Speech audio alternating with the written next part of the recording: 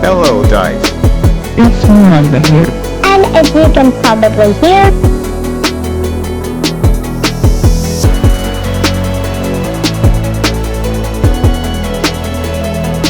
Artificial intelligence lets you Turns out, you can train